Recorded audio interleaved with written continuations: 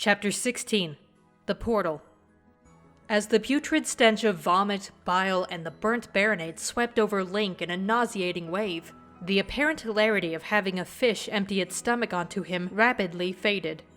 He was sore, exhausted, and covered in Din only knew what. His limbs trembled and ached with fatigue, protesting as he practically crawled his way over to the lakeshore. Link doused himself with water, hardly caring that it was freezing. He wiped his face clean of Jabu Jabu's slime and proceeded to scrub his arms as best he could. There was nothing he could do about his tunic or leggings for the moment. They'd just have to stay smelling like dead fish. How did you cast that fire spell? Navi asked as he finished.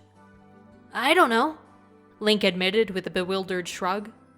I just sort of thought about it, and then whoosh! He managed a weak smile, and then looked at Navi. It was kinda cool. Yeah. Navi didn't sound like she quite agreed. Sure. Cool.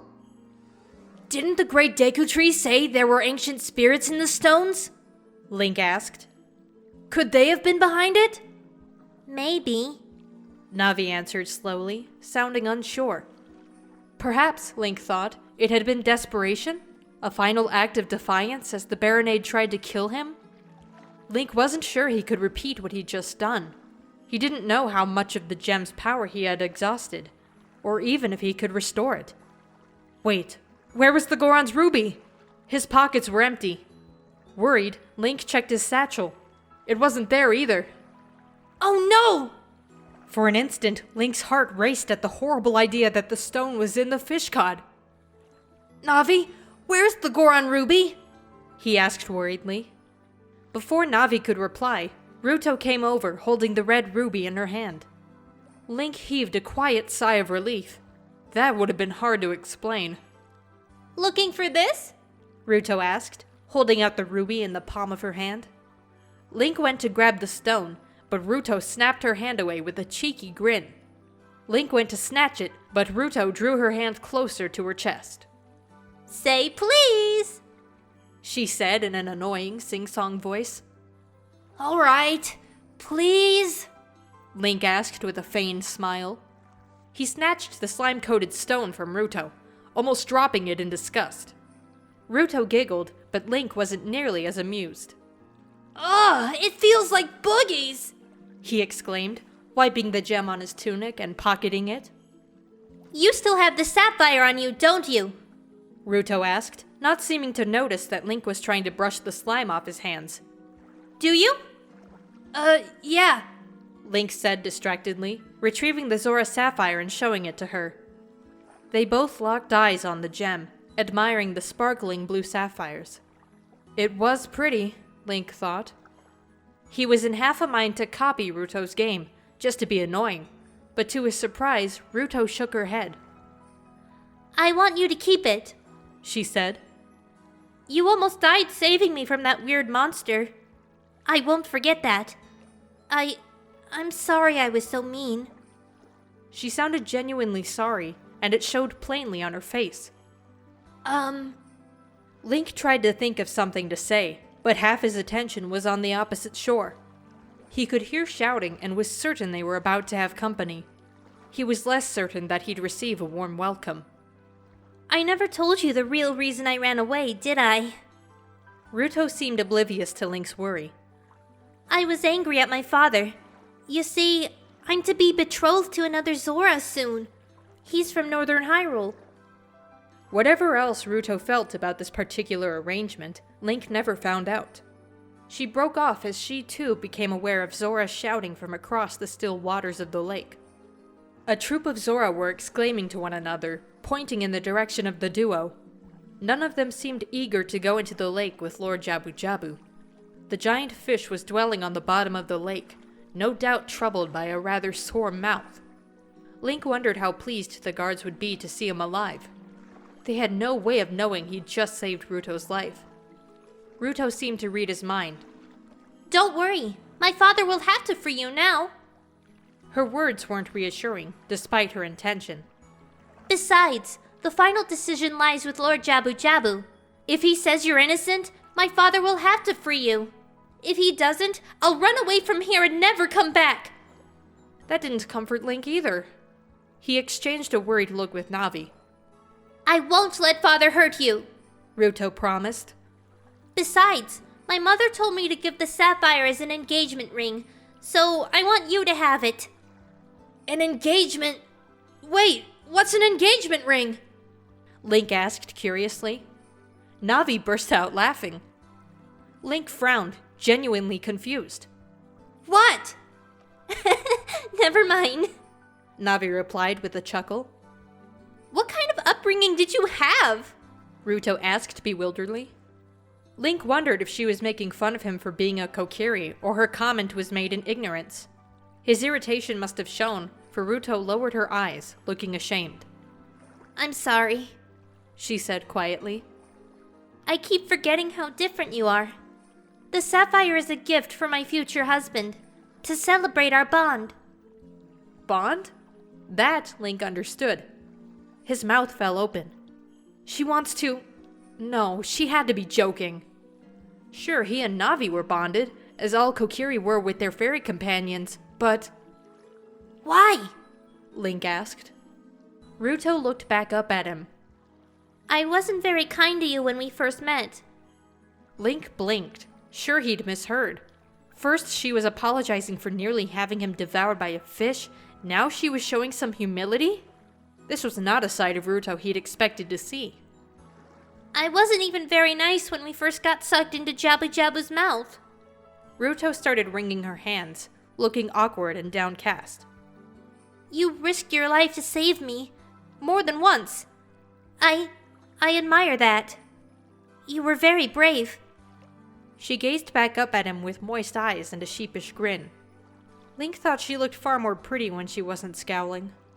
He blushed, his cheeks going hot as Ruto stepped close to him. For a horrifying moment, Link thought she might kiss him. He stepped back. A faint fit of laughter could be heard from Navi, who nearly fell out of the air. You know, Ruto said slowly, her smile broadening. This means you have to get me an engagement present too. First though, you might want to collect the rest of your gear before my guards catch up to us. Ruto gestured to the sword and shield on the ground. Link turned away, not knowing what he could possibly offer Ruto as a present, and collected his various utensils. He made sure the spiritual stones were securely within the pouch Darunia had given him, and then stashed them in Saria's satchel. He heard the quick footsteps of the guards as they approached, and braced himself for the torrent of questions that was certain to come. The column of Zora froze on the spot when they saw the dead Baronade. If it were not for the tentacles, the charred corpse would have been unrecognizable. Most of the Zora quickly overcame their shock. 2 immediately took guard of Link, while the rest made sure Ruto was okay. Princess Ruto, thank the gods you're all right. When Lord Jabu Jabu swallowed you, I was sure the king would make him eat all of us for good measure, one of the guards exclaimed. Does my father know where I was? Ruto asked. He does, Princess Ruto. You and the boy are to come with us to see him now. The guard's tone left no room for argument. Miraculously, Ruto obeyed without comment. Link only managed several steps before his tired body gave out, his legs buckling beneath him. He fell to his knees, and only his 2 guards stopped him from falling. Without a murmur of concern, they hauled him to his feet. Are you okay? Navi asked. Link wanted to say yes, but he was getting lightheaded, and the world drifted in and out of focus. A moment later, his nausea became unbearable, and he vomited at the guards' feet. The Zora wrinkled their faces, grimacing in revulsion. Well, that's not as bad as Lord Jabu Jabu, at least, Ruto remarked. Thanks, Link wanted to say, but he was too busy retching. Navi flew over to him, her face a mask of worry. Oh no! What's oh no? He rasped between a bout of gagging. You might be having a reaction to using too much magic, Navi said anxiously. She flew up and down, examining him closely. One of the guards offered him a water skin filled with lake water. He rinsed his mouth and spat, careful to avoid anyone's feet. After that, Link willed himself to keep going, even though he was shivering from a chill and felt clammy. He didn't want to appear weak in front of the guards, so he kept going, What do you mean I used too much magic? He asked. Alicia never mentioned anything about that. She probably did not expect you to use the magic in the stones. Drawing on too much magic, especially when untrained, can make you unwell. How unwell? Link asked, dreading the answer. He felt too exhausted to get annoyed at Navi for not warning him sooner. Very unwell. Navi's response alarmed him even more. This prompted her to hastily add, You needn't worry about that. The amount of power you have to draw on to do that is enormous and would kill you instantly. You might get a fever, but you will be okay in a few hours. That makes me feel so much better, Link muttered. Their conversation drew to a close as they entered the tunnel leading back to the Zora throne room. As they neared the chamber, Link could hear voices raised in a babble of arguing. The entire Zora court, consisting of about 20 Zora and just as many guards, were squashed into the chamber. When Link first entered with Ruto and their escort, the room was in an uproar, each member of the Zora court shouting a different suggestion on how to rescue Ruto. Others were discussing amongst each other whether she could have survived.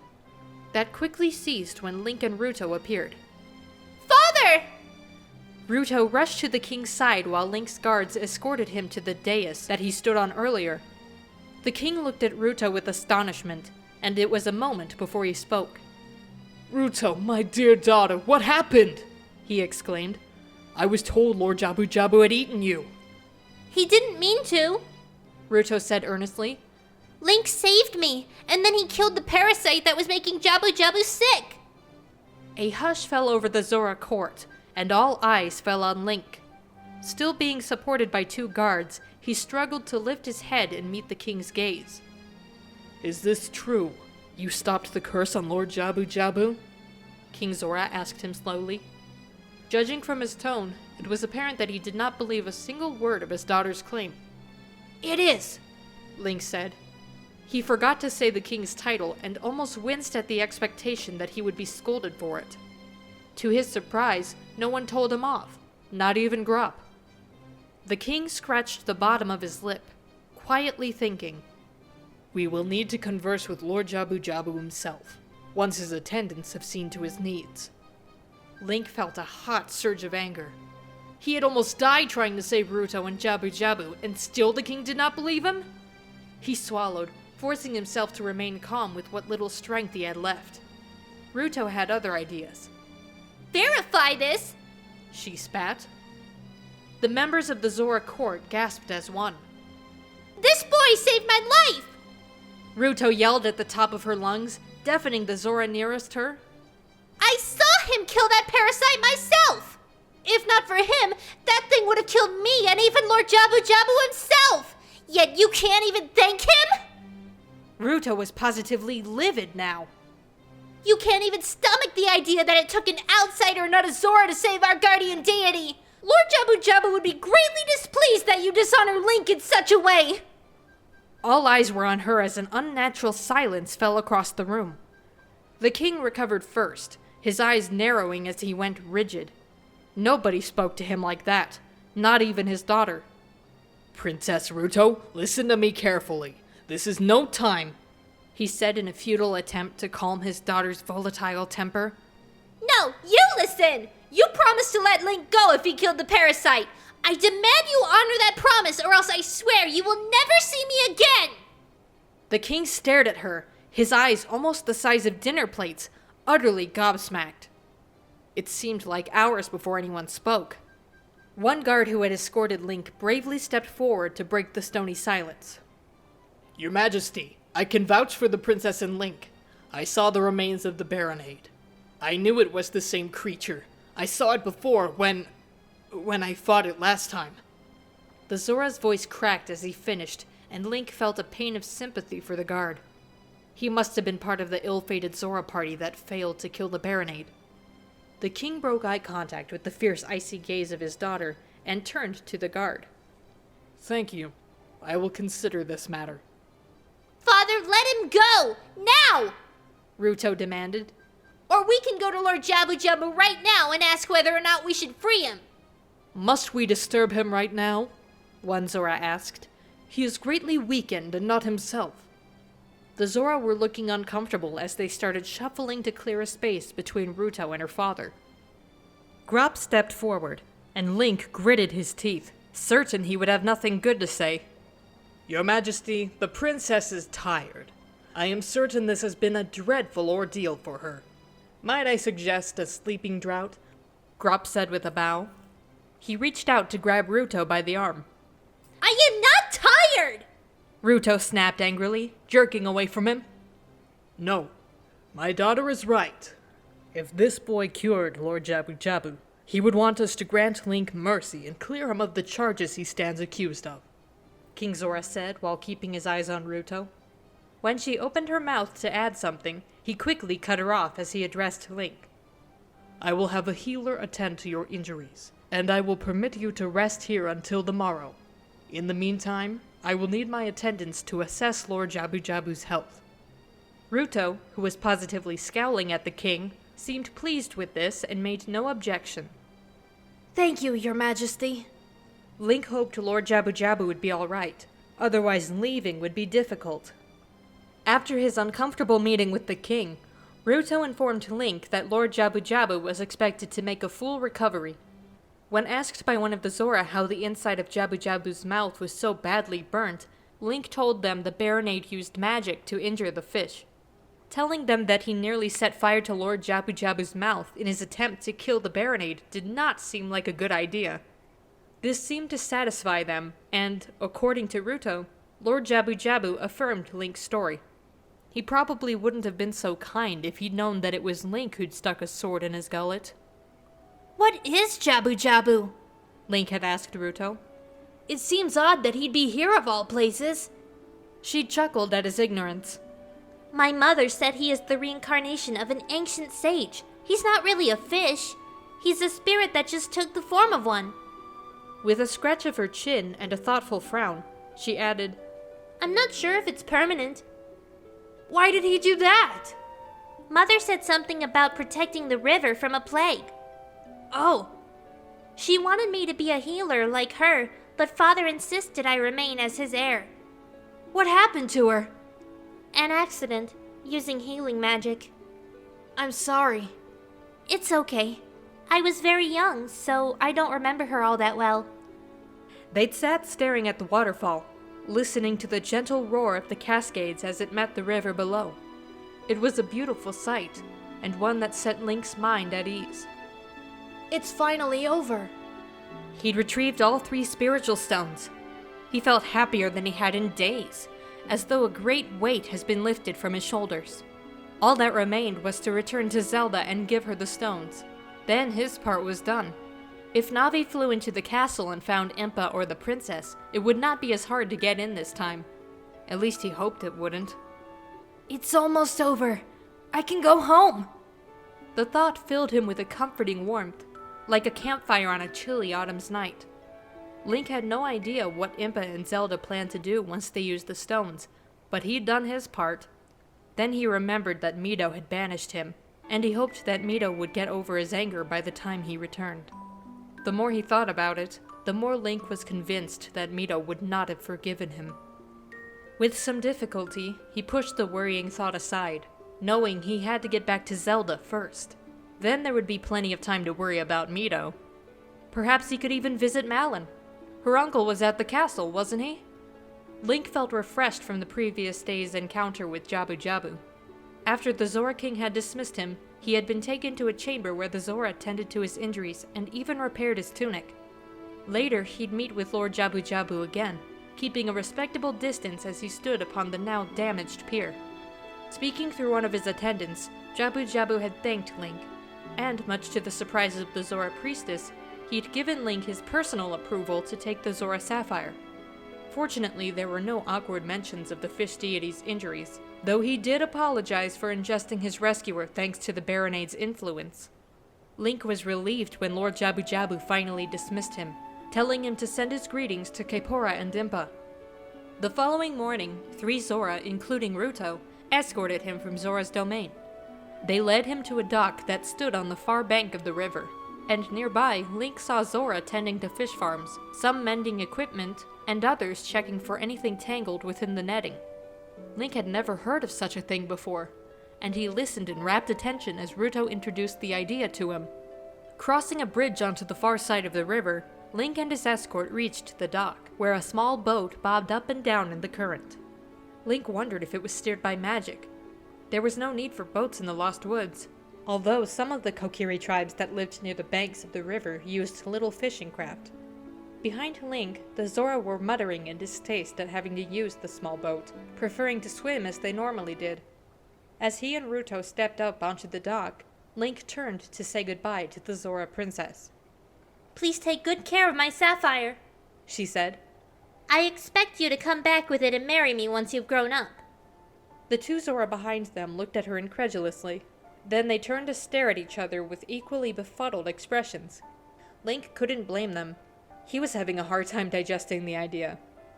I'm pretty sure she's pulling your leg. Navi muttered as they made their way along the dock. That's okay.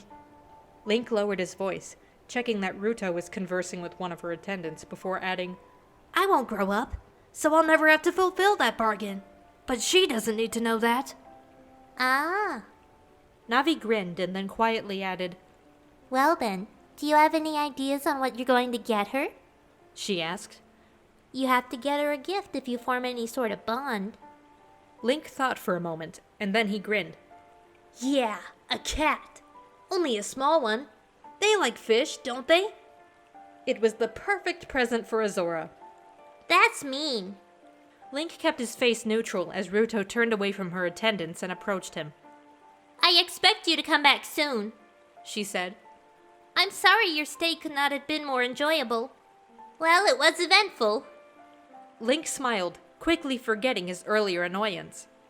It was a bit too eventful. He bid Ruto farewell one last time. Behind them, a trio of guards walked up to the wooden jetty, and Ruto looked back at them, realizing she would have to go. Are you ready?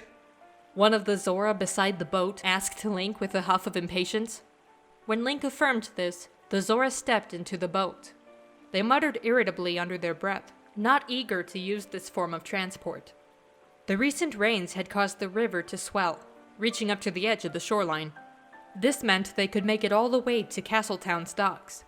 Link clambered into the boat, far less sure-footed than the Zora. The boat wobbled precariously, nearly tipping him into the water. Slowly, boy, one of the Zora said, offering him a hand. Never been in a boat before, have you? I don't like them much myself, but the king insists we escort any visitors back downstream in this manner. A shame most Hylians don't swim well, said the other Zora. but I suppose Gorons are worse.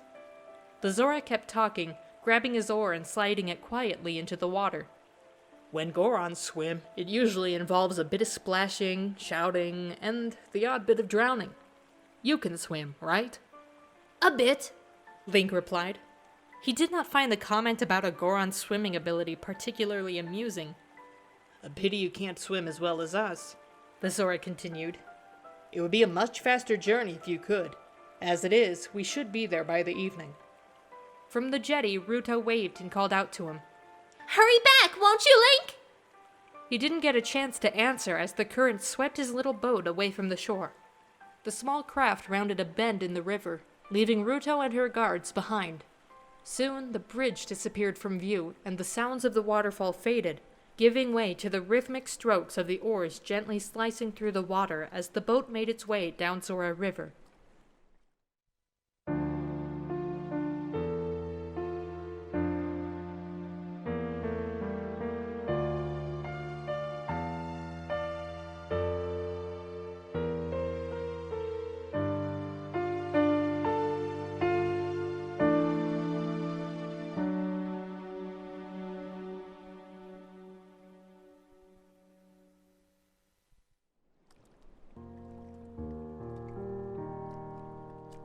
It had been 4 days since Nabooru left Hyrule Castle.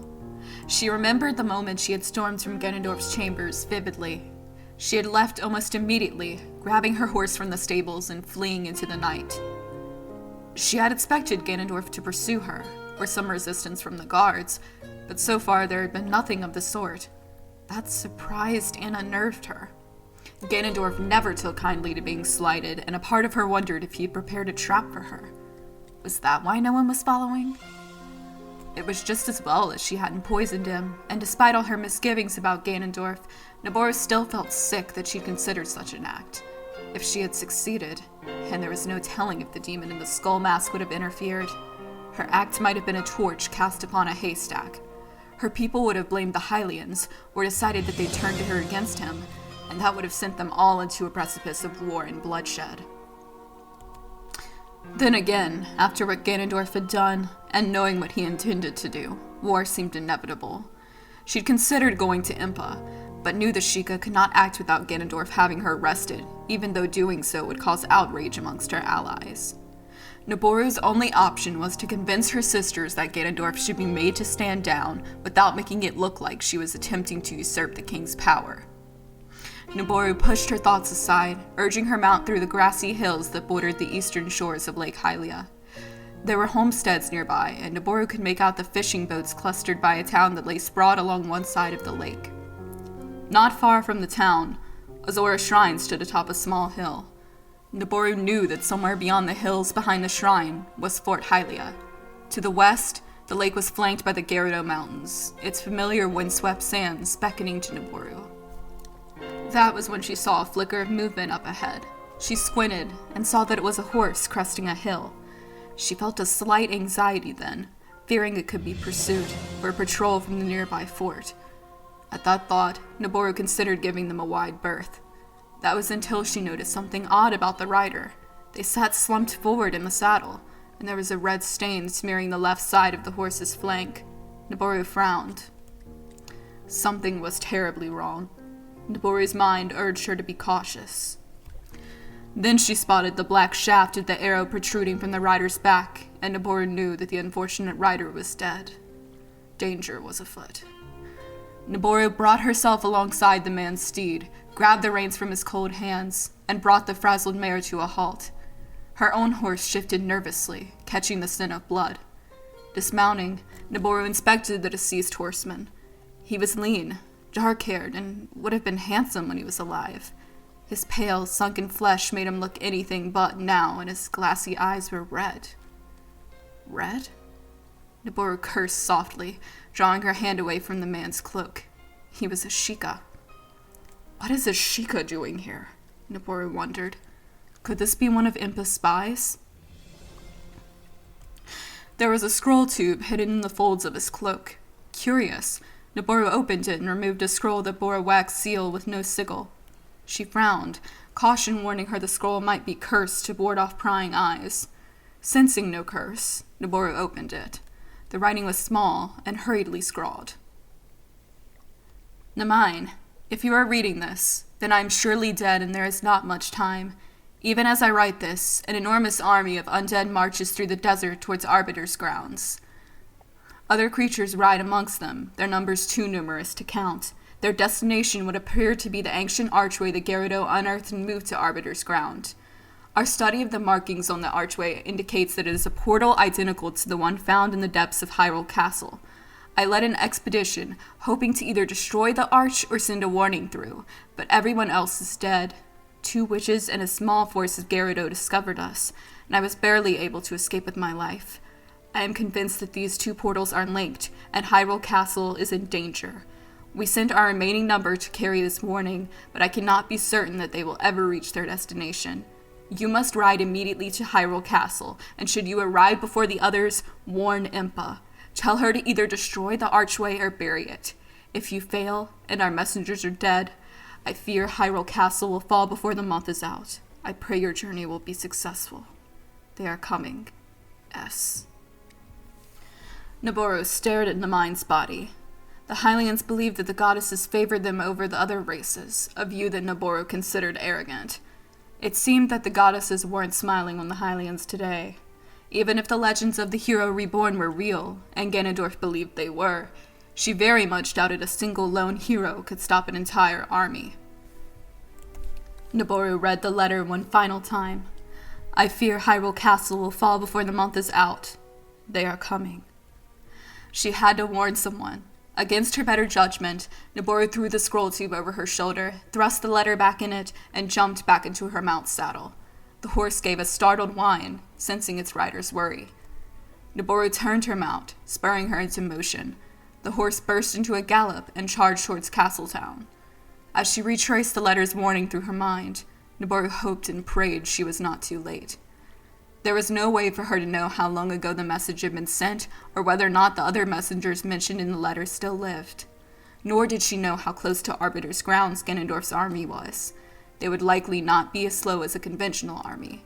The undead did not need to stop to rest, and required neither food nor water. Above everything else in the letter, 3 words kept repeating in Nabooru's mind. They are coming.